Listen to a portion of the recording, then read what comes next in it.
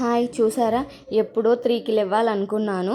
లేచే అనుకున్నా కూడా 3:30కి ఏమో లేచి ఇంకా గబా గబా వంట అయితే చేసేసాను. ఎందుకంటే బావ అయితే మార్నింగ్ 4 కల్లా బయలుదేరాలి, ఆయన బస్కి వెళ్ళిపోయాడు. చూసాడుగా, రోడ్లన్నీ నిర్మానుష్యంగా ఉన్నాయి. ఎందుకు ఎక్కడికి వెళ్తున్నాడు అంటే ఊరు వెళ్తున్నాడు, హాస్పిటల్కి. అందుకోసమని ఇంకా హాస్పిటల్లో ఉన్న వాళ్ళకి మనం ఫుడ్ ఖచ్చితంగా ప్రిపేర్ చేస్తాం కదా. అలా నైట్ నిన్న బిర్యానీ చేసుకున్నాం కదా, అందులో కొంచెం తీసి అలవాటు ఉంది చికెన్. అలా తీసిందే చికెన్ కర్రీ చేశాను. పుదీనా పచ్చడి, గోంగూర పచ్చడి పెట్టాను. ప్లాస్టిక్లో పెట్టానని అనుకోకండి. ప్లాస్టిక్లో పెడితే యూస్ చేయగానే పడేయనీకి, అయిపోగానే పడేయనీకి ఉంటుంది. హాస్పిటల్లో తోముతూ అవన్నీ సదురుకోనికి అంత ప్లేస్ ఉండదు కదా. ఇంకా అవి నైట్ చేశాను. దోశను రైస్ మాత్రం మార్నింగే చేసి పెట్టేశాను అన్నమాట. ఎంత గబగబా అయిందో. ఒక్క 10 మినిట్స్ అయితే బావకు బస్ మిస్ అవుతుండే.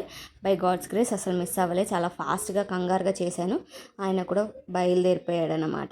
మీకు ఈ వీడియో నచ్చిందా? నచ్చితే మాత్రం తప్పకుండా లైక్ చేయండి. నేను సర్దిన బాక్స్ ఎలా ఉందన్నది కామెంట్ చేయండి.